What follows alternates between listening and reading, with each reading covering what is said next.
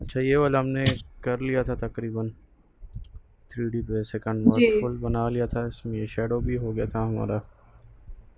तो इसके जी अलावा सर्कुलर स्टेयर्स मैंने आपको बनाना नहीं सिखाया, वो मैं दिखाता हूँ। वो तो आसान है, 2D में हम जाते हैं पहले।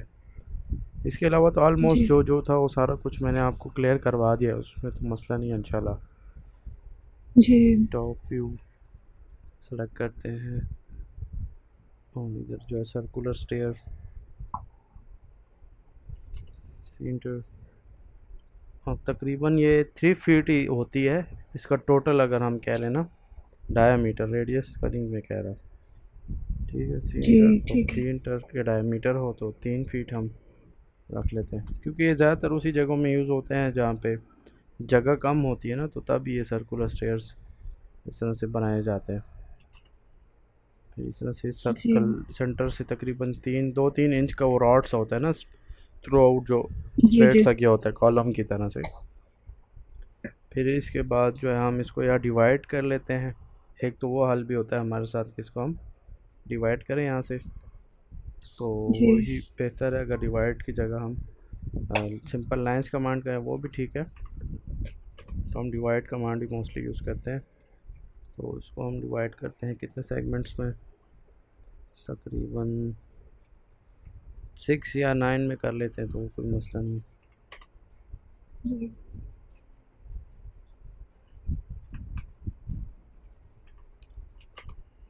ऐसे करते हैं कि 7 स्टेप्स इसके बना लेते हैं। तो अब ये DDP टाइप आपको मैंने बताया था ना कि इस वजह से ये नज़र नहीं आ रहा है यहाँ पे। तो जब हम DDP जी टाइप पे जाते हैं तो तब ये हमें नज़र आएगा। इसके अलावा ये हमें इस तरह से जो इसके वो एजेस हैं ना जो डिवाइड हो गए लेकिन अब नज़र नहीं आ रहा, इसके लिए हमें फिर माउस फिराना होता है। तो आसान तरीका वही है, DDP टाइप हम कर लेते हैं। तो हमें यहाँ से इसका ऑप्शन चेंज करके ओके करते हैं। तो अब देखें, ये हमें बता रहा है कि ये इसके पॉइंट्स हैं। जी यहाँ पे इससे भी हम डिवाइड कर लेते हैं ताकि थोड़ा सा आसान हो जाए। हमने 7 लिए थे ना उस तरफ, तो इसको भी हम 7 पे करते हैं, तो डायरेक्ट एक दूसरे के साथ हम इसको लाइन कमांड से कनेक्ट करते जाएंगे। जी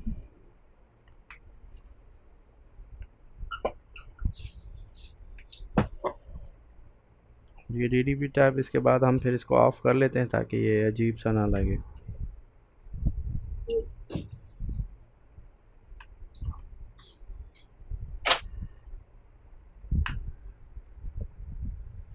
अच्छा, ये हो गया। DDP टाइप करते हैं, सॉरी DDP टाइप। ये इसको वापस से डॉट पे क्लिक करके ओके करते हैं, तो ये कन्वर्ट हो गया। अब वही एक्सट्रूड के लिए जो है ना हम बाउंड्री कमांड इसलिए करते हैं कि यहाँ पे तो हम रेक्टेंगल नहीं डाल सकते। तो BO इंटर बाउंड्री, एक तो ये सर्कल बाउंड्री करना है, मतलब ये तमाम जो जो भी है ना पीसेस हमारे साथ, ये तमाम भी हम कर सकते हैं। चाहें तो एक दो कर ले, बस उसी के हम फर्दर कॉपीज़ करते हैं, जैसे मैंने स्ट्रेट स्टेयर वाले में किया था। मतलब ये हमारे साथ जी एक जी हो गया, एक ये इस तरफ वो होगा ये, और एक ये वाला सर्कुलर जो है हमारे साथ। अब इस सर्कुलर वाले को हमने एक्सटेंड करना है 12 फीट या 13 फीट। ओ सॉरी, एक्सटेंड करते हैं इसे तकरीबन 11-12 फुट ही होता है नॉर्मली जितनी हाइट होती है। थोड़ा बहुत ऊपर भी रख सकते हैं, नॉर्मली 12 ही होता है। अब ये राइज और थ्रेड वाला चक्कर है, तो वो मैंने आपको बताया हुआ था कि नॉर्मली 6-7 ही रखते हैं। इसको कम ज़्यादा जी कर सकते हैं, वो फिर आप देख लें कि नॉर्मली इतना ही होता है, 6 या 7। तो 6 इंच। आप 3D पे व्यू में जाते हैं, उधर से इसका SW आइसोमेट्रिक सेलेक्ट करके, तो ये देखें ये एक रॉड सा बना हुआ है। अभी इसके इर्द गिर्द हम जी इसको बनाएंगे, तो इस तरह से हमारा ये सर्कुलर स्टेयर बाकायदा तरीके से बन जाएगा। बाकी तरीक़ाकार वैसा ही है जैसे पहले वाले का हम करते थे। इसको जूम करके CEOs को कॉपी इसलिए करते हैं ताकि काम बस आसान हो जाए। इस वाले को उठा के इसके इस एज पे पेस्ट करना है। अगर ये हमें एज नज़र नहीं आ रहा तो इधर से ऑर्बिट से हम इसको रोटेट कर लेते हैं ताकि थोड़ा क्लियर हो जाए। इसको इधर पेस्ट किया, फिर इसको हम मुसलसल रोटेट करते जाएंगे क्योंकि स्टेप बाय स्टेप।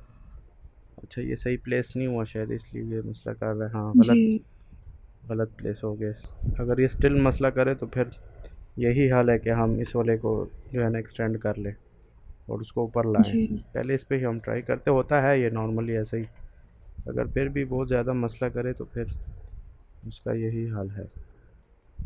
इसका ये बेस पॉइंट सेलेक्ट करते हैं और इधर अभी भी सही नहीं है, बस फिर इसको उसी तरह F8 की करते हैं। वजह से तो नहीं ऐसे हो रहा है? बस चलिए इस वाले को ही हम एक्सटेंड करते हैं ना, क्योंकि ये तो हम मसला कर रहे हैं स्टिल।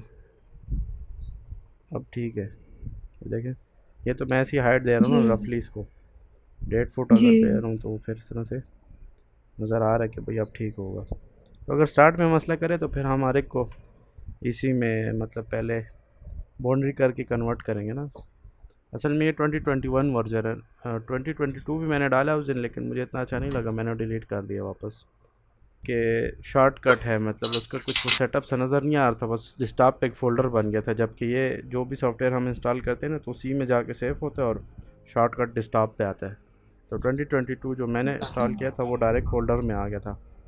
तो वो बहुत एनाइंग सा, क्योंकि फ़ोल्डर में फजूल नहीं रखता डेस्कटॉप पे, फिर टेंशन बनाता है वो। अच्छा तो इसको हम एक्सटेंड करते हैं, एक्सट्रूड। इस वाले को 6 इंच किया और इसके लिए वो पॉइंट जो है ना हम मूव करते हैं, सेलेक्ट करते हैं जूम करके, इधर से उठा के इसको इधर पेस्ट किया। अब देखिए सही हो गया। जी, तो अगर ये स्टिल इस तरह से मसला करता रहे तो फिर यही हाल है इसका स्टार्ट में, कि हम ये जितने भी हमने यहाँ पे बनाए थे ना तो इन सब को हम जी, बाउंड्री जी, कर लें। असल में 2007 जो वर्जन है ना, नॉर्मली मैंने आपको बताया पाकिस्तान में, अब मैं भी आदी हूँ उसी पे और तमाम बंदे तकरीबन वही यूज़ करते हैं। रीज़न उसकी बताइए कि सिस्टम्स और जो मार्केट में बंदे हैं वो भी तकरीबन वही यूज़ करते हैं। बहुत कम लोग हैं जो लेटेस्ट चीज़ें इस्तेमाल करते हैं। मेन रीज़न उसका ये है कि उसके लिए अच्छे सिस्टम होना चाहिए, तो हर एक बंदा अफोर्ड नहीं कर सकता ना ऐसे अच्छे सिस्टम।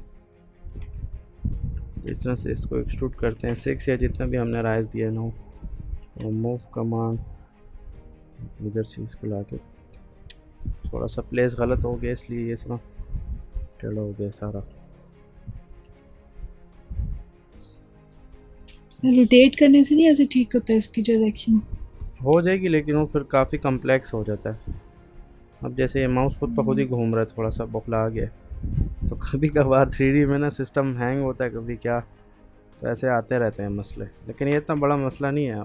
और ये सर्कुलर स्टेयर होती भी रेयर केसेस में, हमेशा इसको कोई यूज़ भी नहीं करता, क्योंकि काफ़ी वो होती है, जी, तंग सीढ़ियाँ होती है ना, तो तंग तो इतने ख़ास लोग इस्तेमाल नहीं करते।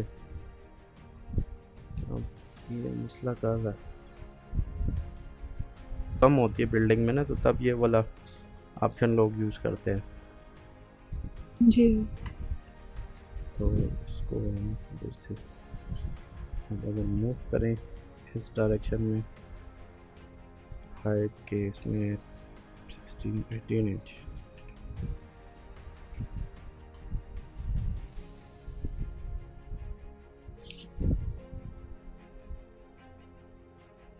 प्लेस हुआ। तो इसी तरीके से इसका तो तरीक़ाकार यही है ना, मैंने आपको जैसे बताया। मतलब कभी कभार लैंडिंग आती है बीच में, ऐसे जगह ना हो तो फिर जी, हम इन स्टेप्स को इस तरफ रखते हैं, मतलब आधी स्टेयर उस साइड पे आधी इस तरफ।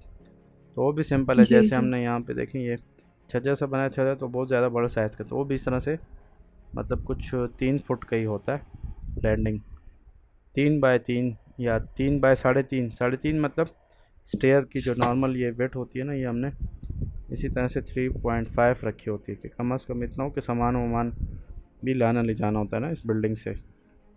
तो ये इस तरह जी, से 3.5 फीट होता है। इससे बड़ी भी लोग रखते हैं, लेकिन वो फिर जो यूनिवर्सिटीज़ हैं या बड़े अस्पताल्स हैं या कोई भी इस तरह के मतलब कमर्शियल टाइप हो ना, तो उसमें चूँकि रश ज़्यादा होता है तो वहाँ पर वो लोग फिर बड़ी स्टेयर्स भी रख सकते हैं, मतलब इस तरह से स्पेसिंग उसकी ज़्यादा करते हैं। लेकिन नॉर्मली ये 3.5 फीट होता है। तो मैं असल में आपको ये बताना चाह रहा हूँ ना कि वो लैंडिंग जी इस तरह से हमें यहाँ पे प्रोवाइड करना होता है।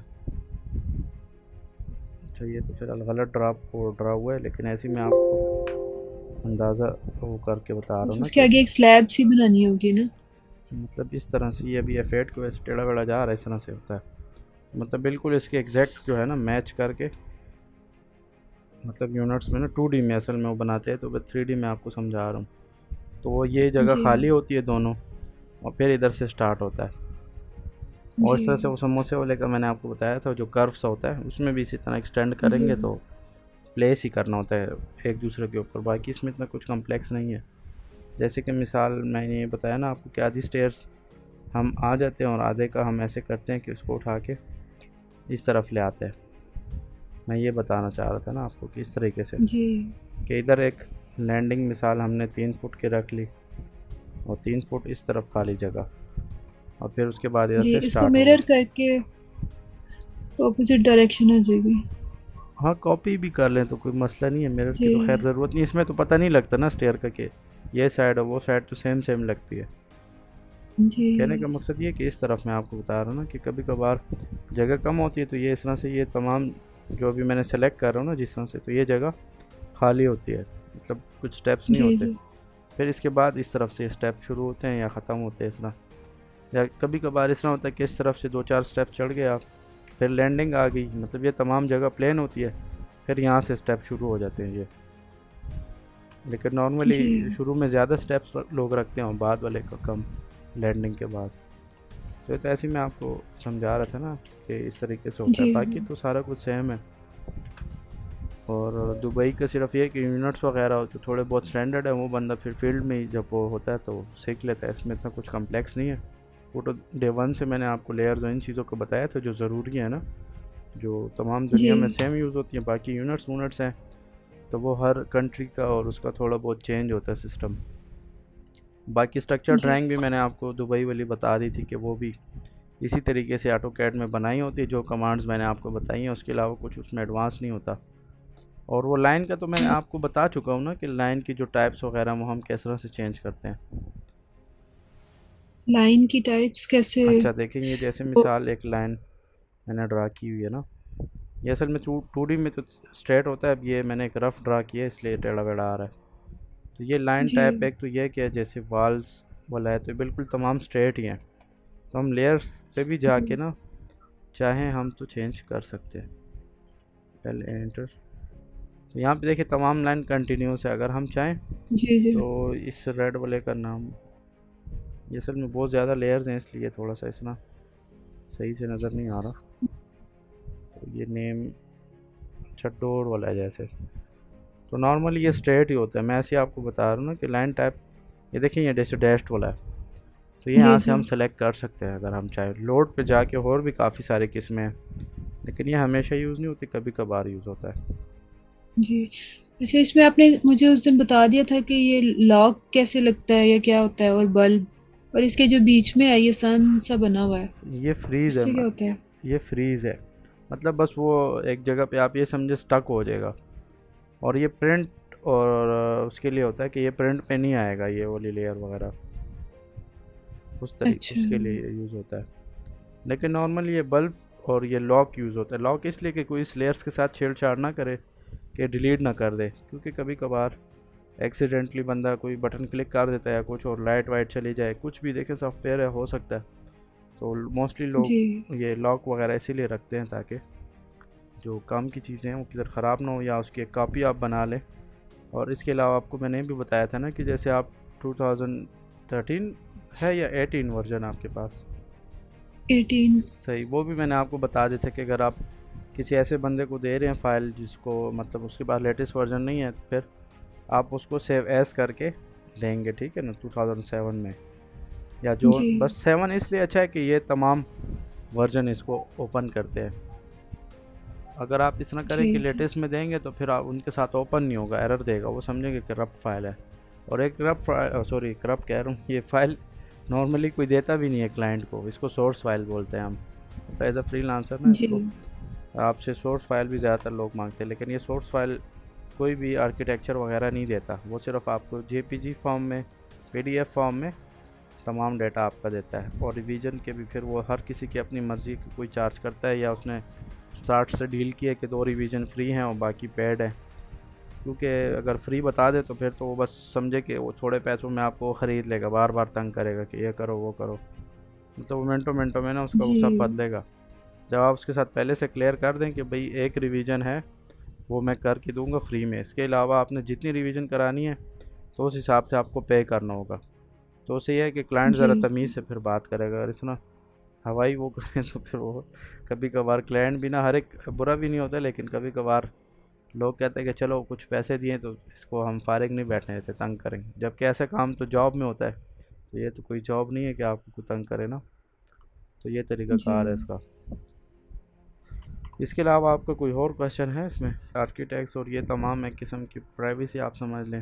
हम फिर यूएसबीज़ वगैरह भी नहीं लगाते, और मैंने आपको बताया कि वो क्लाइंट को इवन नहीं हम देते। असल जी चीज़ प्रैक्टिस है कि इंशाल्लाह आप प्रैक्टिस पे करें तो उम्मीद है कि ऐसा कोई मसला नहीं आएगा। बाकी एक्सपीरियंस के साथ जी होता है। तो वो उसके लिए जी फिर क्या होता है कि आपको एक आर्किटेक्ट रिक्वायर्ड होता है जो बाकायदा रजिस्टर हो, मतलब गवर्नमेंट। क्योंकि जैसे कि आप देख लें, अगर डॉक्यूमेंट का कहीं से आपने कराना है तो वकील तो मिसाल के तौर पे हर एक बंदा LLB करके बन जाता है, लेकिन मोस्टली उसी से कराते हैं जो मतलब वेल नाउन वगैरह हो या प्रॉपर जो रजिस्टर हो, क्योंकि गवर्नमेंट तो उसी चीज़ को जी एक्सेप्ट करती है। तो कभी कभार ऐसा सीन होता है ड्राइंग्स में भी कि आपको वो करना होता है। मतलब इसी तरह से जो एथोराइज पर्सन होते हैं, या स्ट्रक्चर ड्राइंग आप कह लें, तो स्ट्रक्चर ड्राइंग ठीक है ऑटो जी कैड में बना लेता है आम बंदा भी, मैट्रिक वाला पास जो होता है या PhD जो भी। लेकिन जो अप्रूवल के लिए आप देंगे ना, तो उस पर स्ट्रक्चर इंजीनियर का वो होना ज़रूरी है, क्योंकि ज़िम्मेवारी स्ट्रक्चर इंजीनियर की होती है। तो इसके लिए आपकी जी टीम में ना जी ये होना चाहिए, मतलब स्ट्रक्चर आर्किटेक्ट, ये इंजीनियर होने चाहिए आपके पास जी ठीक है, अप्रूवल मतलब के लिए। अप्रूव करवाने के लिए हाँ, अप्रूवल आर्किटेक्चर के एक लिए। होना बाकी चाहिए। जो है ना तो वो कोई मसला नहीं होता, ड्राइंग आप बना ले थोड़ा बहुत, वो अच्छा हो तो आपके साथ हेल्प कर लेता है कि ये इश्यूज़ हैं, नहीं तो फिर वो आपसे एक्स्ट्रा पैसे भी ले सकता है। ये चाहे दुबई जी हो जी या कहीं पे भी, बिल्डिंग तो इसी तरह से ज़्यादातर बनती है, इसमें इतना कुछ कम्प्लेक्स नहीं। बाकी मैंने आपको क्लियर कट किया हुआ है कि भाई आप PhD करो, जो भी फील्ड का जब एक्सपीरियंस आप करते हो ना, फिर आप ज़्यादा मतलब कुछ चीज़ें सीखते हो। ज़्यादा मतलब ये है कि मैंने ऑलरेडी काफ़ी सारी चीज़ें आपको सिखा दी हैं। कुछ ऐसी चीज़ें होती हैं जो बहुत भी मैं समझाऊँ तो वो आपको इधर समझ नहीं आएगी जब तक आप प्रैक्टिकल लाइफ में ना देखो ना। तो ये बात होती है सारी, जी ठीक है। में जब मैं काम कर रहा हूँ कि मैं मिसाल के तौर पे मैप बनाता है, एक बंदा कहता है यार इतना मैप बनाना है इतना इतने का, मैं उसको बोलता हूँ 1.5 लाख रुपए, कहते दूसरा तो जी 20 में बना के दे रहा है। तो 20 वाला बीच में जी स्ट्रक्चर ड्राइंग नहीं बना के देता, ये और चीज़ें नहीं करके देता। मतलब उसने वो जान छुड़ानी होती है बस, वो पैसे किस तरीके से ना कि क्लाइंट से ले लें। तो फिर बाद में वो क्लाइंट बेचारा ज़लील होता है। मतलब एक का काम दूसरे के पास ले जाओ, जैसे डॉक्टर्स करते हैं कि आप एक हम्म, पेशेंट का दूसरे के साथ जाए तो कहेगा कि नहीं ये दवाई भी गलत है। मतलब वो आपको सब कुछ, आपके समझे पैसे ज़ाया हो गए, टेस्ट भी ज़ाया हो गए, वो कहेगा ये टेस्ट भी ठीक नहीं है, सब कुछ दोबारा से कराओ। जी तो ये वो सीन होते हैं सनब बंदों के साथ ना, जो बंदा बहुत कंजूसी करता है तो फिर मामला उसका बाद में बहुत ख़राब होता है, फिर वो दूसरे बंदे के पास जाता है। जैसे जी पेशावर में अब अगर हम ये मैप जमा कराए ना तो ऑलमोस्ट ये जी इसको अप्रूव कर देते हैं, मतलब मसला नहीं करते। लेकिन जी सीन उल्टा तब होता है जब आप मिसाल इस्लामाबाद है, वो बहुत एडवांस है, तो वहाँ पे सिर्फ आर्किटेक्चर एक्सेप्टेबल नहीं है आपका। उधर आपको कहता है स्ट्रक्चर ड्राइंग भी लाओ, सैनिटेशन ड्राइंग भी लाओ, इलेक्ट्रिकल भी लाओ। मतलब ये 3-4 जी चीज़ें आपको एक्स्ट्रा मैनेज करनी है। एक्स्ट्रा मतलब एक्स्ट्रा पेमेंट करनी है, और फिर तब ये जाके किधर अप्रूव होगा। तो मतलब सिटी और कंट्रीज़ पे भी डिपेंड करता है। हर कंट्री का, अब जैसे दुबई का अलग रूल है, तो हर जगह के अपने कुछ रूल्स और लॉ वगैरह है, उस हिसाब से आपको मैनेज करना है। लेकिन कहने का मकसद ये क्लाइंट को आपने क्लियर कट बताना है कि भाई ये सबमिशन ड्राइंग मैं आपको दूंगा, इसके मैं आपसे मिसाल 20,000 ले रहा हूँ, 50,000 ले रहा हूँ, लेकिन इसमें सिर्फ 2D शामिल है और सबमिशन ड्राइंग है, और जी साथ में 3D, वो भी सिंपल 3D। ये मतलब नहीं कि वो समझे कि बहुत एडवांस लेवल का, वो तो फिर उसके चार्जेस भी एडवांस ही होते हैं। वो फिर ऐसे आम सिस्टम पे होता भी नहीं, और टाइम भी उस पर काफ़ी लगता है, और वो पर सेकंड के चार्जेस होते हैं। नहीं बताना होता। पहले दिन उसके साथ क्लैरिटी ज़रूरी है, ये नहीं कि बस को आप कह दें कि चलो 2D बना के दे दूंगा। तो अब 2D में तो स्ट्रक्चर भी आता है और सब कुछ आता है। और जैसे कि मैं खुद ही अपना कह लूँ तो स्ट्रक्चर मैं इसलिए नहीं बना सकता, फ़ायदा नहीं है। मैंने आपको रीज़न बताई है कि वो तो स्ट्रक्चर इंजीनियर का काम है कि भाई वो किस तरह से डिज़ाइन करता है, क्योंकि सारी जिम्मेवारी उसके सर पे होती है फिर स्ट्रक्चर की, मैं क्यों डिज़ाइन करूँ और ना वो अप्रूव होगा, क्योंकि फ़ायदा नहीं है ना। मतलब डिज़ाइन यहाँ पे ऑटोकैड में कर लूँगा, लेकिन अप्रूवल के लिए मसला बनेगा। नॉर्मली इधर पाकिस्तान में ना हम चार्ज करते हैं स्क्वायर फीट के हिसाब से। अगर दुबई है तो दुबई का रेट फिर थोड़ा सा चेंज होगा, उसका आपको पता है, ऐसे ही सिंपल लगेगा। आप मार्केट में 2-3 बंदों से कांटेक्ट करें ना कि भाई कितने चार्ज करते हैं स्क्वायर फीट, तो आपको जी डायरेक्टली जी अंदाज़ा हो जाएगा कि दुबई का क्या रेट चल रहा है और इधर का क्या। पाकिस्तान का तो यही है कि 15 से लेके ना जी 60 रुपीज़ तक हम स्क्वायर फीट चार्ज करते हैं पाकिस्तान में, ठीक है। अब जी इसमें अगला सही बंदे है। को ये समझ नहीं आती कि 15 और 60 में फ़र्क क्या है, तो मैंने आपको फ़र्क ऑलरेडी बता दिया कि बहुत ज़्यादा डिफरेंस होता है। और ऑलरेडी ये ऐसा काम होता है कि बस इसको आप इंशाल्लाह सबमिट कराएंगे ना तो 1 गो में इंशाल्लाह ये प्रूफ होगा। तो लोग ये क्लियर जी नहीं करते ठीक ना है। स्टार्ट में कि ये होगा, बस वो लोग सस्ते के चक्कर में फिरते हैं और अगला भी इसी धोखे में उसको डालते हैं क्लाइंट को कि हाँ हाँ बस ये ठीक है ये वो तो जब वो मैप लेके जाएगा रिजेक्ट होगा तो फिर उसको पता रहे कि ये तो मसला हो गया। जो भी बिल्डिंग है ना एग्जिस्टिंग, इसका हम पहले मैप बनाएंगे, फिर इसके बाद जाके जी अगला जी स्टेप होगा। ऐसा नहीं होता कि बस हवाई ये बिल्डिंग है और इसका ये बना दो स्ट्रक्चर है या कुछ भी। तो ऐसे जो एग्जिस्टिंग बिल्डिंग होती है ना उसका ज़्यादातर यही तरीका होता है। मतलब इसके बाद है तो सही काफ़ी सारे रिवेट भी है, लेकिन आपकी अगर फील्ड सिविल और चीज़ों की नहीं है फिर वो बंदे को चीज़ें समझ नहीं आती। अब ये ऑटो कैड है ना, इसका फ़ायदा सबसे बड़ा यही है कि अगर एक मैट्रिक वाला बंदा है ना तो वो भी इस कोर्स को कर सकता है, क्योंकि इसमें इतना कुछ कम्प्लेक्स है नहीं। अब जो जी। तो हॉर्स इससे अगला स्टेप क्या होना चाहिए? अगला स्टेप ये है कि अगर आपका एनिमेशंस में इंटरेस्ट ज़्यादा है तो वो एक अच्छी फील्ड है, तो फिर बंदा वो एनिमेशन सीख लेता है। लेकिन मोस्टली यही वो होता थ्री है। डी में काम आएंगे? जी जी, सारा काम 3D होता है। वो कार्टूनेट टाइप होते हैं ना, जो मतलब आपकी बिल्डिंग को आपके अंदर से कमरे दिखा रहा होता है, एसी लगा होता है, मतलब बिल्कुल फर्निश जैसे घर ऑलरेडी बना होता है। जी जी तो वो मतलब जी बहुत जी एडवांस किस्म के वो होते हैं। वो तमाम काम 3D पे होता है, लेकिन उसमें भी आपको ना यही 2D काम आता है। जैसे मैं बता रहा हूँ ना कि कुछ क्लाइंट्स को जब जी हम जी कहते हैं ना, वो कहते हैं यार मेरा घर ऑलरेडी बना है और मैंने या नहीं बना, तो नहीं बना तो मतलब ये कि ये फ़ाइल हमें चाहिए होगी। अगर नहीं है तो फिर हमें बनाना होगा, उसके लिए अलग चार्जेस उससे हम लेंगे। तो ये चीज़ें होती हैं कि चाहे यही होता जी। है, क्योंकि 2D से हमें यही पता लगता है कि क्या डोर किधर है। बेशक आप जितने एडवांस लेवल पे 3D बनाओ ना, लेकिन ये चीज़ें हमें डायमेंशंस वगैरह सब कुछ एग्जैक्ट पता होना ज़रूरी है। मतलब सबसे जो बेसिक और मेन चीज़ है वो यही है कि ये हमें पता होना तो चाहिए। ये ऑटोकैड के बाद एनिमेशन की भी मार्केट होती है, मार्केट है उसकी भी? काफ़ी ज़्यादा है, लेकिन मैंने आपको बताया ना कि एक तो उस पर पैसे भी उसके अच्छे हैं, क्योंकि सेकंड्स के हिसाब से वो पैसे चार्ज करते हैं हम, और अच्छे खासे जी पैसे। आ रही है आपको ना? जी आ रही है। अच्छा, ये वाली एनिमेशन देखे ना, जैसे ये मैंने मतलब आर्किटेक्ट ने बनाया है, ये काफ़ी इसमें टाइम लगता है और ये फिर क्वालिटी भी इसकी बहुत हाई होती है। ये एक एक वीडियो पे दिन 2 दिन एक्सपोर्ट होने पे सिर्फ लगता है। मतलब ये बहुत ज़्यादा टाइम कंज्यूमिंग है। देखने में तो ये लग रहा है कि 2 मिनट की वीडियो है, लेकिन इस पर बहुत ज़्यादा टाइम एनर्जी सब कुछ बहुत लगता है। सिस्टम भी आपको 24 घंटे मोस्टली ऑन रखने होते हैं इसके लिए। तो मार्केट में इसकी डिमांड है? डिमांड तो है, लेकिन जी सही मसला है। ये होता है कि बहुत कम लोग इसको लिए पे करते हैं, लेकिन है ये अच्छी स्किल। मतलब इस पे बहुत ज़्यादा क्लाइंट्स यही सिर्फ चाहते हैं कि हमें सिर्फ 3D बनानी है। तो ये 3D जो है ना बहुत टाइम कंज्यूमिंग है, सिर्फ बात ये है। और इसमें ऐसा होता है ना कि आपको सब कुछ समझे कि अभी घर बना नहीं है और सब कुछ रियल आपको नज़र आएगा। जैसे ये देखें, ये व्यूज़ इन्होंने बनाए हैं, तो ये बिल्कुल ऐसे होता है जैसे रियल में आपका ये घर अभी से बन गया है। तो ये आपको ना आपके घर जी का टूर करवाते हैं। तो कुछ बड़े प्रोजेक्ट्स होते हैं तो उसमें ये यूज़ भी होता है। इसकी आर्किटेक्ट ही ज़्यादातर ये काम करते हैं और इसकी सैलरीज भी बहुत हाई हैं। मतलब आम जो ये ऑटो कैड वाला बंदा है ना, तो उससे इसकी सैलरी इसीलिए ज़्यादा होती है कि काम बहुत कम्प्लेक्स है। तो ये देखें, ये इसमें जी तमाम एनिमेशन डाली हैं, गाड़ी वाड़ी और जो हिसाब किताब है। तो ये आपको ऐसा लग रहा होता है कि भाई ये आपका घर जो है ना बना हुआ है ऑलरेडी। तो इस पर अब मैंने क्या अपनी एडवर्टाइजमेंट की हुई है कि ये अपना नंबर वगैरह डाला है, तो इस तरह जी से भी आप काम कर सकते हैं, ठीक है। तो अब यहाँ पे ये बता रहा है कि भाई आपका ये घर का व्यू है इस तरीके से।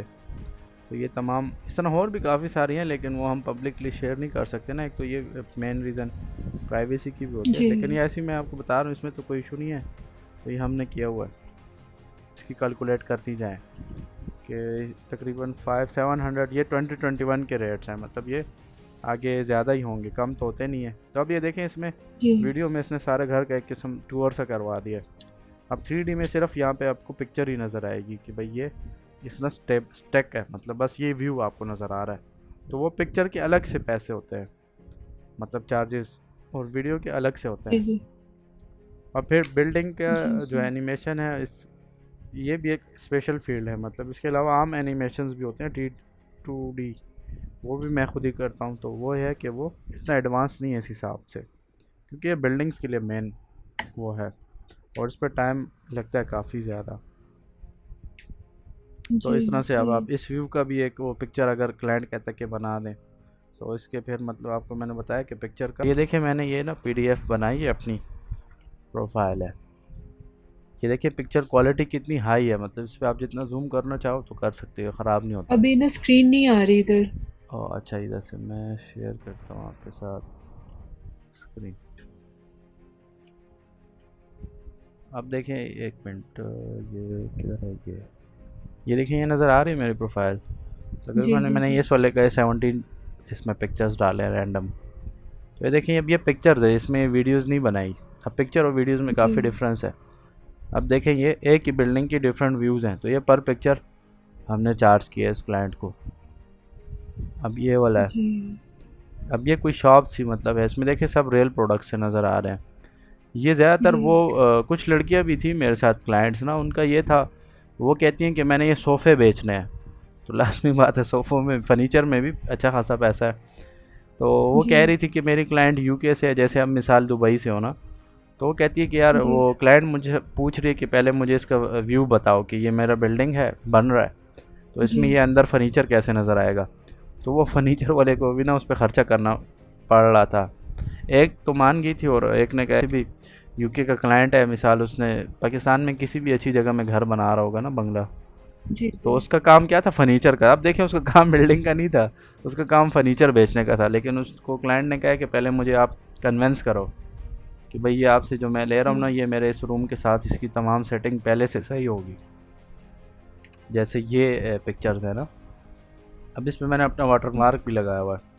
अच्छा, अब ये जी इसका आप देख लेना, ये रूम का है। जैसे ये इस वाले का भी आप समझ ले फर्नीचर इसने बेचना है इसको ना। जैसे अभी मैं आपको बता रहा था कि वो UK वाले क्लाइंट ने कहा है कि यार मुझे सब कुछ पहले से बताओ कि ये चीज़ इधर जी पड़ी होगी इस तरह से, कि मैं कन्वेंस हो जाऊँ कि हाँ ये चीज़ ठीक है और सूटेबल भी है मेरे रूम के लिए।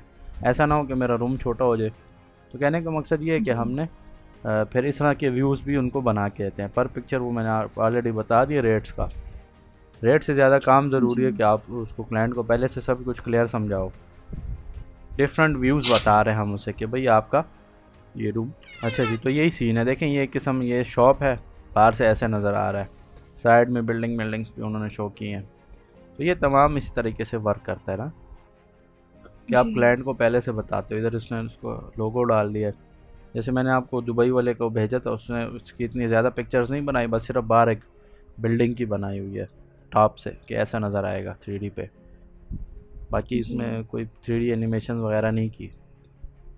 तो ये तो फिर क्लाइंट्स की मर्ज़ी है ना कि वो आपसे कैसा काम चाहता है, तो उस तरह से आप उसको करके दे सकते हो, उसमें कोई मसला नहीं है। तो ये एक अच्छी फील्ड है, और टाइम जी कंज्यूमिंग है जी बहुत ज़्यादा, थोड़ा नहीं बहुत ज़्यादा। क्योंकि ये देखें, आप सोचें ना कि हर एक चीज़ पे आपको बहुत मेहनत करके बहुत प्रोफेशनल चीज़ बनानी है, मतलब ऐसे इधर उधर नहीं। जैसे ये ऑटो कैड में ना सिंपल 2D 3D बन जाता है, कि जैसे मैंने आपको अभी जी बताया ना कि जैसे ये बंदा स्टोर खोला, लाजमी बात है 1000 तो इसने इन्वेस्टमेंट नहीं की, करोड़ों रुपए इसने इन्वेस्ट जी करने हैं। तो वो पहले से चाहता है कि यार ये चीज़ें मैं देख लूँ कि किस तरह से नज़र आएगा, लुक क्या होगा, और बाकी तमाम मेरा ऑफिस का कैसा सिस्टम होगा, या इधर काउंटर को इस दिखाने का मकसद यही है कि भाई काफ़ी जगह है, लाइट्स माइट्स भी इस तरह होनी चाहिए। तो मतलब ये आप समझे ना कि तमाम चीज़ें रियल में जैसे होता है ना, रियल लाइफ में वीडियोस भी बन जाती हैं, पिक्चर्स भी। और ये एक अच्छी फील्ड है एनिमेशंस की।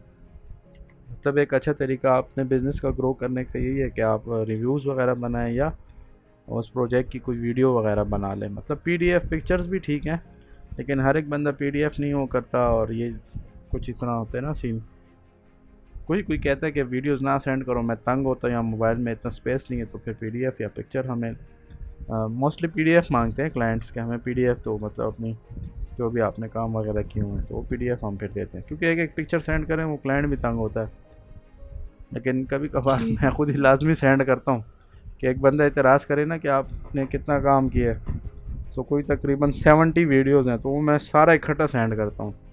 तो फिर तमाम एनिमेशन का अगर काम करूँ ना, तो मैं डायरेक्ट प्रोजेक्ट नहीं पकड़ता, मुझे पता है कि इसमें मसले आएंगे। स्टार्ट में मैंने 1-2 जगह पे गलतियाँ की हैं यही। GIS का मैंने प्रोजेक्ट पकड़ा, अब वो क्लाइंट ने क्या किया कि तमाम डेटा मुझे पिक्चर फॉर्म में डेटा एंट्री दिए कोऑर्डिनेट्स, तो कोऑर्डिनेट्स जो है ना ये सर फिरा देता है बंदे का। तो फिर मैंने उसके लिए क्या किया, ऑलरेडी एक दूसरा बंदा अच्छा। हायर किया डेटा एंट्री वाला, तो उसको मैंने पैसे दिए। पहले मैंने उसको क्या, इस पिक्चर से, इस स्क्रीनशॉट से कोऑर्डिनेट्स उठाओ और एक्सेल में डालो। इस तरह से काम आसान था, एक्स और वाई वैल्यू डालनी थी, लेकिन एंट्रियाँ बहुत ज़्यादा थी, तकरीबन 400 एंट्रियाँ बन रही थी और टाइम जल्दी चाहिए था कि मतलब बस कल तक हो जाए काम। ऐसा तो फिर पॉसिबल नहीं है कि अब हम एंट्री भी करें और फिर उसको या डिज़ाइन भी करें, तो सर फिरा देते हैं एंट्री बंदे का। तो फिर मैंने उसके लिए डेटा जी। एंट्री के तो ऑलरेडी बंदे हैं मेरे साथ, तो उनको मैंने एक बंदे को ये फ़ाइल दे दी कि भाई मुझे 1 घंटे के अंदर अंदर ये सारा करके दे दो। बस उसने रातों रात मुझे फ़ाइल दी। सुबह जब वो बंदा ऑफिस गया मेरा GIS वाला, तो उसने ऑफिस में बैठ के डिज़ाइन करके दे दिया, मैंने उसको सबमिट कराया, बस मसला हल हो गया। तो कहने का मकसद ये है कि अगर इस तरह हम इंडिविजुअली सब कुछ करना चाहें तो एक तो हमारी उस तरह प्रोफिशेंसी नहीं होती और फिर इसमें इश्यूज़ आते हैं। तो फिर बेस्ट तरीका अब यही है कि जो भी इसमें कुछ अदर चीज़ हो तो उसमें मैं मीटिंग में बैठता हूँ और साथ में जो मिसाल आर्किटेक्ट है या जो भी है GIS वाला प्रोजेक्ट मिल रहा है, तो हम दोनों बैठ के आमने सामने बात कर लेते हैं, क्लाइंट भी। तो उसमें अगर वो कुछ इधर उधर कर रहा हो तो वो भी पता लग जाता है। जैसे कुछ क्लाइंट्स ऐसे होते हैं जो ईमेल चेक नहीं करते और फिर वो आपको कहते हैं आपने तो फाइल सेंड नहीं की टाइम पे। मिसाल उसके अपना प्रोजेक्ट में कोई मसला आया हो ना, तो आप पे ब्लेम करते हैं कि किस तरीके से पैसे ना देने पड़े। तो मैंने बिल्कुल लाइव जूम पे स्क्रीन शेयर की कि भैया ये प्रूफ देख लें आप, कैट की स्क्रीन। जी, ये जी। ऊपर देखें टॉप पे साइन इन है, मैंने साइन इन नहीं किया इसको, अगर आप चाहें तो कर लें, अच्छा है, ये अच्छा फीचर है। साइन इन करके ना आप जी, अपनी फ़ाइल ऑनलाइन भी सेव कर सकते हैं। 20 MB या इस तरह जी, कुछ इसने ठीक है। लिमिटेशन, 50 MB सॉरी, इसने लिमिट रखी है कि इस तक फ़ाइल आप क्लाउड पे सेव कर, जैसे हमारा गूगल ड्राइव है या और है ना। तो इस तरह से जी, इन्होंने जी। भी अभी थोड़ा सा इसको एडवांस किया है। इस पर आप अकाउंट बनाओ तो इसको आप मोबाइल पे भी देख सकते हो, और इस तरह से ये काफ़ी सारे इसने जो है ना नए फीचर बनाए हैं। जैसे यहाँ पे देखें टॉप पे save to web and mobile. अब ये अगर आपके सामने ना नज़र आओ, इस 3 डॉट्स पे क्लिक करें ना, तो यहाँ से आपके पास देखिए सेव टू वेब एंड और जी, open from web and mobile. मतलब आपके पास अगर ऑटो कैड जी। नहीं है तो आप इसकी वेबसाइट पे जाके भी इस तरह का ऑटो कैड का सिंपल सा इंटरफेरेंस आपको मिल जाता है।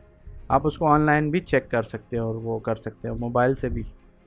जैसे ये सेव टू जी, पे जाता हूँ, जी। मैंने चूँकि लॉगिन नहीं किया और ना मुझे इतनी ज़रूरत पड़ती है। असल में हम पाकिस्तानी लोग हैं ना, जब तक बिल्कुल 100% ज़रूरत ना पड़े तो हम वो नहीं करते काम, जबकि बाहर मुल्क वाले बस हर एक चीज़ को कर लेते हैं तकरीबन पहले से ही।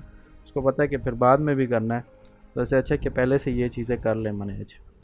क्योंकि बहुत सारे लोग अभी भी इन यूट्यूब और इन चीज़ों को नहीं जानते, वो कहते हैं कि ये क्या लिंक है और ये वो, मतलब क्लाइंट्स ना, उसको मैं कहता हूँ कि वीडियो का लिंक देता हूँ उसको चेक कर लो या इस तरह से, तो वो नहीं समझते। तो कहने का जी, मकसद ये है कि अब सर। देखिए वो बता रहा है कि या तो अपडेट कर लो और या फिर विदाउट अपडेटिंग। मतलब 2022 भी आया हुआ है ना वर्जन, मैंने उस दिन जी, जी। डाउनलोड किया लेकिन मुझे मज़ा नहीं आया, बस मैंने डिलीट कर दिया। तो कहने का जी, मकसद ये है कि जी। इसी फाइल्स को आप क्लाउड पे भी सेव कर सकते हैं, लेकिन उसके लिए साइन इन होना ज़रूरी है। कंटिन्यू विदाउट अपडेट पे क्लिक करता हूँ तो देखते हैं क्रोम पे नहीं गया, क्रोम पे नहीं गया। अभी इधर ये साइन इन पे चला गया, पहले कह रहे साइन इन करो। तो मुझे फ़िलहाल इसकी ज़रूरत है जी, नहीं, तो इसलिए मैं नहीं बनाता अकाउंट। अगर आप चाहें तो जी। क्रिएट अकाउंट पे जाएं और जो जो चीज़ें ये मांगते हैं उसको वो आप दें, तो फिर आप तभी ये फ़ीचर यूज़ कर सकती हैं। मतलब ये 2-3 नए जी, फ़ीचर हैं ना, ये अच्छे हैं। तो आप अपना अकाउंट जी, बना जी। लें और कर लें, आपके लिए तो ज़्यादा फ़ायदेमंद है। अब मुझे इधर मैंने आपको बताया ना, जो हमारे क्लाइंट्स हैं वो इतने एडवांस नहीं होते और ना ही इसमें कोई ख़ास ज़रूरत पड़ती है हमें, तो हम डायरेक्ट सोर्स फाइल तो आपस में शेयर कर लेते हैं, तो मसला नहीं होता। लेकिन ये बंदा जी, ऐसे कर सकते हैं, जैसे अब मेरा पीसी घर में और मैं किधर जा रहा हूँ और हो सकता है कि उधर वो सिस्टम में ऑटो कैड ना हो या कुछ भी इस तरह सीन हो, तो तब आपके लिए क्लाउड वाला ऑप्शन अच्छा है कि आप इसको क्लाउड पे रखो, वहाँ से जाके आप एडिट भी कर सकते हैं, किसी को दिखाना चाहते हो मोबाइल में कुछ भी इस तरह से, तो तब आपके लिए ना ये इसका ऑप्शन जो है ना बेस्ट है। जी, ठीक है। तो ये 2-3 चीज़ें नए नए वर्जनों में आती है, थोड़ी बहुत नवी, बाकी जो तमाम अगर आप देख लें ना सिविल की फील्ड में तो यही चीज़ें होती हैं। तो इससे जो है ना कोई एडवांस लेवल पे ऐसा कुछ नहीं है कि सकते हैं। इसमें तो कोई वो डिग्री की रिक्वायरमेंट तब आती है जब चले स्ट्रक्चर आपने डिज़ाइन करना, स्ट्रक्चर इंजीनियर हो, तब मानता हूँ कि डिग्री की रिक्वायरमेंट है। कि नॉर्मल ऑटोकैड में डिग्री की कोई लिमिटेशन भी तो नहीं है कि आपके पास डिग्री हो तो तब भी आप ऑटोकैड रन करोगे या नहीं। यूके के क्लाइंट अच्छा होता है, लेकिन एक मसला उसमें यह होता है कि आपको ना रात को जाग के उसका सारा काम करना होगा, क्योंकि टाइम हमारा डिफरेंस है ना, तो उसके हिसाब से वो चाहता है कि भाई मेरी सुबह हो तो मुझे काम तैयार मिल जाए। लेकिन इधर तो उल्टा सीन चल रहा है पाकिस्तान में टाइम का ना। तो फिर जी उसके लिए आंसर ना, अगर आप पे कोई बहुत ज़्यादा प्रेशर डाल है फालतू में, तो आप उसे कह सकते हो कि भाई आप एक्स्ट्रा पैसे पे करो, एक्स्ट्रा फास्ट डिलीवरी मिल जाएगी, मतलब जल्दी काम हम करके देंगे। लेकिन कुछ चीज़ों में पॉसिबल नहीं होता, तो वो बिल्कुल मैं एक्सेप्ट नहीं करता इस वजह से कि जल्दी का काम फिर ख़राब होता है। तो बजाय इसके कि आप जल्दी में ख़राब काम करके दें, 3 दफ़ा उसको रिवाइज़ करें, तो बेहतर ये कि थोड़ा सा आप ज़्यादा टाइम लगा लें और एक ही दफ़ा से ना अच्छे से काम करके दे दें ताकि मसला हल हो जाए। जैसे लास्ट जी टाइम मेरा एक यूके का क्लाइंट था, उसका भी यही मसला था। अब मुझे पता है कि भाई ये काम होना है 5 घंटे, मैंने उसको टाइम भी दिया था कि भाई सुबह नमाज तक मैंने करके देना है। लेकिन वो इस तरह हो गया कि कुछ अपडेट्स उसमें आ गई थी तो चेंजेस करनी थी, तो मतलब उसको मैंने कहा कि सुबह मैं 10 बजे तक करके दे दूँगा, पाकिस्तानी ना। तो वो कह रहा है कि नहीं, मुझे अभी करके जी दो, मैंने अभी सोना है, तो बस मैं अभी करके अपलोड करके मैं भी सोता हूँ। तो उल्टा वो उधर से ना उसने प्रेशर डाला है, तो थोड़ा बहुत वो भी कर रहा था। लेकिन उसको हालांकि उसने फिर मुझे ये भी कहा कि ठीक है आपको मैं पैसे भी डबल देता हूँ, मिसाल मैंने आपको $200 का कहा है ना, तो मैं आपको $400 देता हूँ, लेकिन काम जल्दी जी करके दो। तो मैंने उससे इसलिए नहीं एक्सेप्ट किया, तो मैंने कहा यार वो फिर क्या है कि मुसलमान धोखेबाज होते हैं कुछ। क्योंकि स्टार्ट में जब उसने डायरेक्ट मुझे पेमेंट कर दी ना, या जैसे आपने भी स्टार्ट में किया विदाउट उसके, तो फिर मैंने कहा ये बात ट्रस्ट किया। अब तुम जैसे मिसाल के तौर पे एक प्रोजेक्ट आपको लग रहा है ना प्रैक्टिस के हिसाब से कि एक बिल्डिंग मैं मिसाल 2 दिन में बनाती हूँ, तो आपने 2 दिन क्लाइंट को टाइम नहीं देना, आपने 1 हफ्ते का टाइम जी देना है। उसकी रीज़न ये है कि उसमें आपसे काफ़ी गलतियाँ भी होंगी, क्लाइंट्स भी कुछ वो करेगा कि इस ना करो उस ना करो। तो कहने का मकसद ये है कि ऑलरेडी आपका उस पर एनर्जी वो लगेगी, और अगर आप उसको कम टाइम बताओ फिर डिले करो, फिर उस पर टेंशन बनती है, मतलब क्लाइंट बहुत ज़्यादा टेंशन बनाता है कि ये तो अभी आपने पूरा नहीं किया और ये नहीं किया, इस तरह उस तरह। तो मेरा तो अपना काम का यही तरीका है, मिसाल के तौर पे अगर 7 डेज़ लगते हैं तो मैं 11 डेज़ देता हूँ, क्योंकि मुझे पता है कि अगर भाई इधर जी पाकिस्तान में लाइट और नेट, लाइट तो कंफर्म मसले आते हैं और नेट भी कभी कभार, अभी जैसे पिछले दिनों में लॉकडाउन था, कुछ वो था, कोई जलसा मलसा था, तो सब नेटवर्क भी बंद, सोशल मीडिया भी बंद, इंटरनेट डीएसएल भी बंद। नहीं तो नॉर्मली डीएसएल बंद नहीं होता। कहने का मकसद ये है कि इस टाइम में अगर क्लाइंट के साथ कोई कमिटमेंट हुई होती तो वो मेरे लिए उसने टेंशन बनानी थी कि आज काम नहीं पूरा हुआ और ये वो। बीच में इधर मसला तो रियल था ना, लेकिन अगले को क्या जी पता यूके वाले को कि इधर पाकिस्तान में नेट बंद है या क्या, या दुबई वाले को क्या पता कि पाकिस्तान में यह मसला चल रहा है। तो कहने का जी मकसद ये है कि बेहतर तरीका यही होता है कि जब आप कोई प्रोजेक्ट करें, तो मेरा अपना तो एक्सपीरियंस यही रहा है कि टाइम थोड़ा सा आप उसको एक्स्ट्रा दें। मतलब उसको आप ये ना बताती हैं सफ़ा तो बता दें, नहीं तो आप उसको अपनी तरफ से एक्स्ट्रा टाइम दें। मतलब जी 3 दिन में होता है, आप उसको बोलें भाई 6 दिन में करके दूंगा, तो बेहतर ये है कि आप चले जी 4 दिन में कंप्लीट के दे दो। अगर उसको कुछ मसला लग रहा है तब तक बंदा रिवाइज़ कर दे, तो वो जो उसकी डेडलाइन होती है ना उससे वो नहीं पलटेगा। अगर आप कहते हो 3 दिन में करके दूंगा, फिर उसको क्या हो कि कुछ मसला हो 6 दिन, तो फिर उसका मूड भी ख़राब हो जाएगा। इसका मतलब ये था कि इसने सिर्फ प्रोजेक्ट लेना था और अब ये इधर उधर कर रहा है। अब मिसाल के जी तौर पे आपके साथ मैं कहता हूँ कि भाई 1 आवर क्लास है, फिर मैं आपको कहता हूँ नहीं मेरा कोई मसला है, बस 10 मिनट्स के हम क्लास लें, फिर तो फ़ायदा नहीं है। तो इस तरह कुछ जी प्रोजेक्ट्स में ये मसले भी आते हैं ना कि क्लाइंट्स इस चीज़ों पे फिर खफा होता है। तो उसको मैं तो आपको अपना एक्सपीरियंस यही बता रहा हूँ कि भाई आप उसको एक्स्ट्रा टाइम दो, बेशक वो खफा होता है या खुश, लेकिन एंड में उसने खुश ही होना है कि चलो बग़ैर मसलों के ना काम अच्छे से कंप्लीट हुआ है। बजाय इसके कि आप कम टाइम बताएं और फिर बाद में उसको आप इधर उधर करें, तो फिर वो खफा होता है।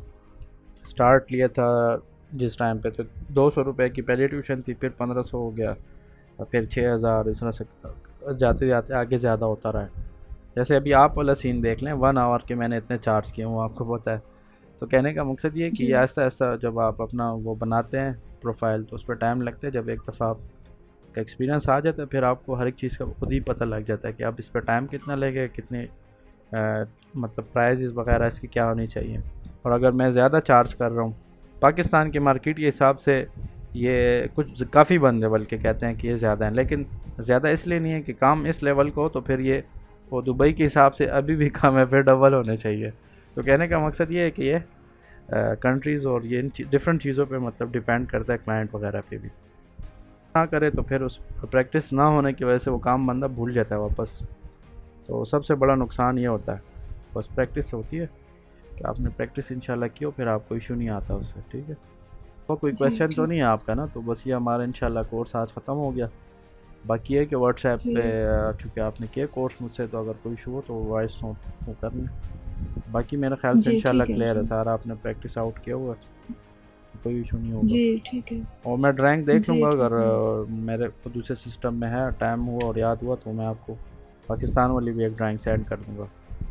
लेकिन दुबई जी का मैंने बस आपको मैं यही बता कह दिया। रही थी कि जी, सैंपल के तौर पे मुझे बस ठीक, चाहिए थे, वैसे तो नहीं कोई भी दे मसला। दूँगा आपको। लेकिन बाकी असल चीज़ यही है जो मैंने आपको सिखाया ना, जी तो जी यही चीज़ें होती हैं, यही ज़्यादातर काम आती हैं। और क्लाइंट को यही बताना होता है एज़ अ फ्रीलांसर अगर हैं कि भाई ये ड्राइंग में ये चीज़ें शामिल हैं, क्योंकि फिर वो आपके लिए भी मसला जी बन सकता है। वो कहेगा कि ये तो आपने मुझे स्टार्ट में नहीं कहा, बस आपने डायरेक्ट डील डन की और उसको फाइनल कर दिया। फीडबैक शेयर कर दें कि भाई इस कोर्स में आपने कैसा सीखा, और स्पीड वगैरह मेरे सब कुछ ठीक थी, उसमें कोई मसला तो नहीं आ रहा था। नहीं नहीं बिल्कुल सही समझ आ गया, सब कुछ ठीक है, सही। क्लियर आया मुझे समझ, बस अब इतना मतलब कॉन्फिडेंस है बहुत अच्छी आपका ना तरह कि समझ ये आ जिसमें गया। मैंने आपको चीज़ें बताई हैं कि आप प्रैक्टिकल काम तमाम इंशाल्लाह कर सकते हैं, अगर आपने फुल प्रैक्टिस किया जी ना तो बहुत इंशाल्लाह। इजी, मुझे बहुत इजी लगा है समझने में, प्रैक्टिस करने में जी जी, असल में बहुत एक्सपीरियंस पे इजी और लगा है। टीचिंग स्किल्स पे डिपेंड करता है। अगर यही चीज़ मैंने आपको बताया ना कि अगर एक दूसरा बंदा कराता है तो वो इतना बंदे को या बढ़ा चढ़ा के बता देते हैं कि अगला डर जाता है कि यार ये तो कोई बहुत अलग सी दुनिया है और ये इस तरह है। जैसे वो एमएस वाले का मैंने आपको बताया ना, उसको नहीं आ रहा था, तो उसको ये एक बहुत बड़ा लग रहा था कि ये कुछ बहुत ही एडवांस है, तो बस उसने वो छोड़ दिया जी उसे। क्योंकि कुछ बंदे ऐसे भी होते हैं यूनिवर्सिटीज़ में, सफ़ा सी बात है, उनका टीचिंग एक्सपीरियंस वगैरह नहीं होता, बस डायरेक्ट पीएचडी की और कोई जॉब नहीं मिले, बस डायरेक्ट टीचिंग स्टार्ट की, तो फिर मसला ये होता है कि वो बहुत या हाई लेवल पे जा रहा होता है या बहुत लो पे, मतलब वो मिड पे नहीं आ रहा था। अच्छा ये होता है मिड लेवल पे वो बंदा के बस ना बहुत हाई हो ना बहुत लो, क्योंकि बहुत लो हो तो फिर वो स्टूडेंट बोर होते हैं, जी बहुत हाई पे जाओ तो बिल्कुल समझ ही नहीं लगती। अब ये जिस टाइम पे मैं सीख रहा था ना जी कैट, तो तब तो मेरा खुद ही इतना ख़ास वो नहीं था फील्ड एक्सपीरियंस, तब मुझे लग रही थी थोड़ी एडवांस। आपका चूँकि थोड़ा बहुत है एक्सपीरियंस, मतलब ये मैप वगैरह आपने देखे हैं इसलिए आपको जल्दी समझ आ गया, या जो थोड़ा बहुत भी जी क्रिएटिव बंदा हो ना उसको ये चीज़ें बहुत जल्दी समझ आ जाती हैं, और जो बहुत बिल्कुल डल जी माइंडेड हो तो उसका मसला होता है, वो फिर बहुत चीज़ें सोचता है कि ये कैसा होगा वो कैसा होगा। चलें ठीक है, मुझे बस ये वैसे मेरे इजी ख्याल लगा, बहुत से। अच्छा जी जी, समझ आ गया। Okay thank you. तो इंशाल्लाह ये कि बस ये हमारा अच्छा वाइंड अप हो चलो गया, ठीक। और बाकी मैंने आपको बता दिया, और तो कोई जी इशू नहीं नहीं है ठीक ना? है, अगर कोई भी मसला होगा तो मैं इंशाल्लाह आपसे पूछूंगी। नहीं नहीं कोई चलें नहीं है। ठीक है, ओके थैंक यू। अच्छा जी चलो थैंक ठीक है, यू, थैंक यू, अल्लाह अल्लाह हाफिज़। हाफिज़।